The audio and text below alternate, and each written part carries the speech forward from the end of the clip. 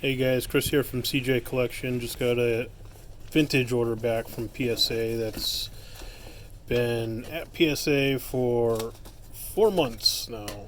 So hopefully it's worth the wait.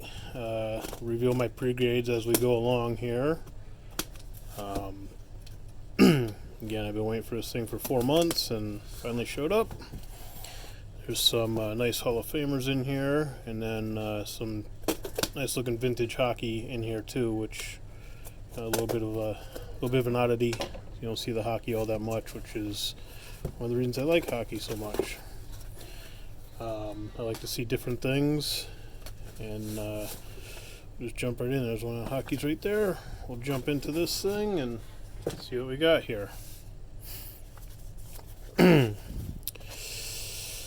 So on the hockey, let's see, Parkhurst, Mosdell. Looking at an excellent on this is what I graded it as, and PSA says BGX4. I don't know. Maybe because of the centering on the back, I don't really know, but nice looking Parkhurst card. It's Quaker Oats too, which is a little more rare than the regular Parkhurst backs. 63 Fleer Roberto Clemente. I had two of these. All the 63s and 64 baseball that are in this little lot came from a collection I bought from an older gentleman. It was his personal collection. It had been in a shoebox for about, I don't know, 45 years. I mean, his shoebox looked about, from the 1960s itself. Some brand that I'd never heard of and not in existence anymore. Anyways, the cards aren't in perfect condition, but they're nice, honest cards that were kept by a collector back in the day. So I had two of these 63 Fleer Clementes. I was looking for maybe a 3 on each of them. So I got 2.5 here. The corner's a little soft down there, but overall nice looking card. Hank Aaron, I was part of that group too. I was looking for, I believe, a 3 on the Hank Aaron, and we actually got a 4 on that one. So again, sorry about that, about the PSA inconsistencies, but is what it is. 1961 Topps, Andy Carey. I was looking for maybe a 7 on that one, and they hit me with a 6. So that's close. Again, razor sharp corners. I know the centering's not perfect, but it's darn close. So I don't know what PSA is looking for in a near mint card anymore. 61 Harvey Hedrick's pitches, 12 perfect innings. The only reason I sent these two for grading is because I have a bunch of PSA 7 and 8s from this set. I was just trying to add to them. I was looking for a 7 on that one, and again I got a 6. A little rough cut over here, but nothing crazy. Again, 4 really, really solid corners. So I don't know, but that's PSA for you. Now, Joe McNeil. Looking for a 5 on that one. That's the Quaker Oats also, and got a 5 on that. Again, these are, beautiful cards, very colorful, and stuff you don't see every day. So that's kind of why I like them.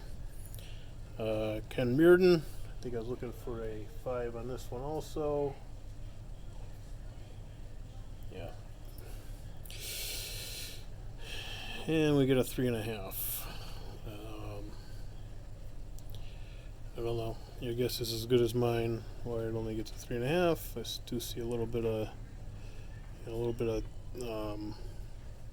border wear there, border corners, but 3.5 is kind of low on that one. But it is what it is. And then we got another box here.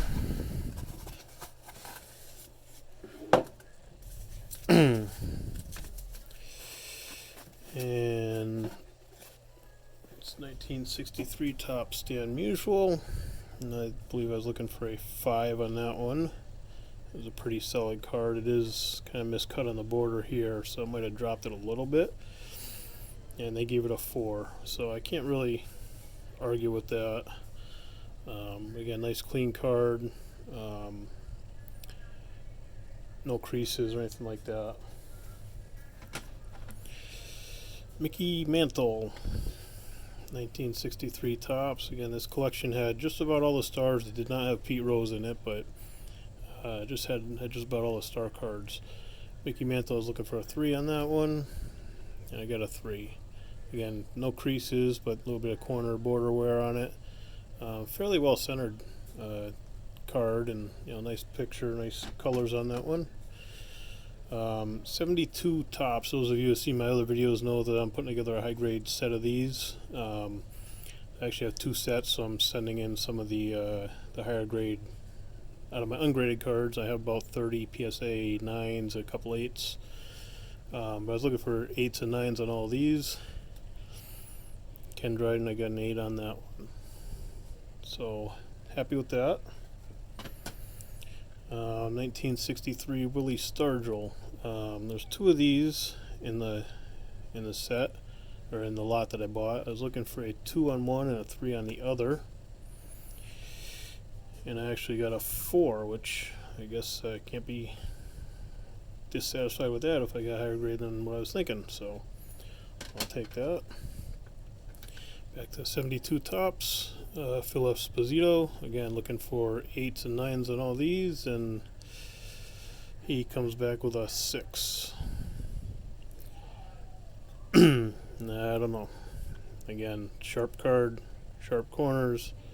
Centering's not perfect, but centering doesn't have to be perfect for an 8 or even a 7. Guy Lafleur, another 1972, and was able to get the 9 on that one. That's a nice card to have. 64 Hank Aaron, that was part of that same lot that I bought. I think I was just looking for a 3 on that one. And we got a 3. Corners are pretty fuzzy, but otherwise it's a clean card, nice and centered. 72 tops Bobby Orr, so that's the big one in the set. Again, looking for an 8 or a 9 on that, and we got an 8 on that, so little mark in the case there, brand new case. What are you gonna get? Nice card there, Bobby Orr. Alright, so this is the other Willie Stargell. Again, I was looking for a 3 on one and a 2 on the other. I got a 4 on the first one, and I got a 4 on this one also. So, I don't know. It's pretty bad when someone's been collecting for 25, 30 years, can't tell the difference between a 2 and a 4. PSA is just kind of all over the place on some of this stuff. Johnny Busick, got a 7 on that one. Again, I mean, things got razor sharp corners, edges, centering's right on, so I don't know why you got dropped down to a 7, but it did.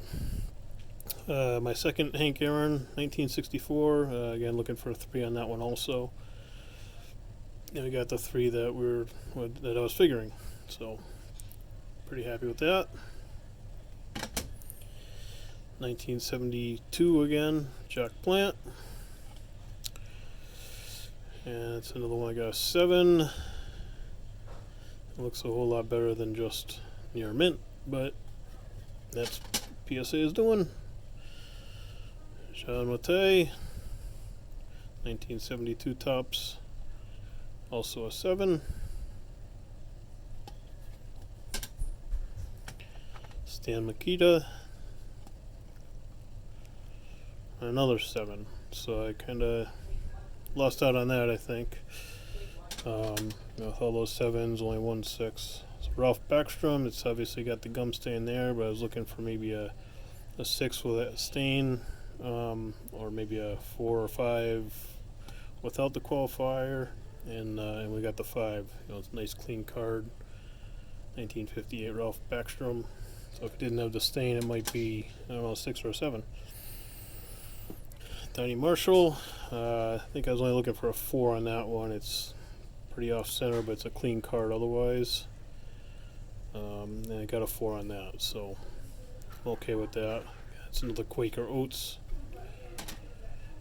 Back to the 63 tops, Roberto Clemente. I think I was looking for maybe a 4 on that one. We got a 3. And the corners, not perfect, but they're not terrible, so. This is the other 63 Fleer I was talking about earlier. I was looking for a 3 on each of those. The other one got a 2.5. This one got a 2.5. So I don't know. What's the odds that you get 2 cards with half grades, 2 of the same exact cards with the same half grade? Kind of weird. Another Parkhurst Dick Duff. This one is not the Quaker Oats version. This is just the regular Parkhurst. I think I was looking for this one a 5 on this, and we ended up with a 4. I don't know. It's a pretty nice card for a 4, but it is what it is. And then Jim LeClaire, last one I got here, or Jack LeClaire. I'm sorry. I was thinking 6, but it's got a weird cut up here. Got kind of a diamond cut to it, so they might have downgraded it, and of course they did, so they downgraded it to a 4. But otherwise, I mean, it's got a little touch on that corner, a little tiny bit of white along here, but pretty nice corners overall. Quaker Oats version again. So that's my vintage submission. Won some, I lost some as usual. But leave your comments, let me know what you think, and I'll have more to come. I got 3 or 4 modern card submissions that are due back in next week or so, so we'll see what happens with those. Thank you guys, and check out my channel. Bye bye.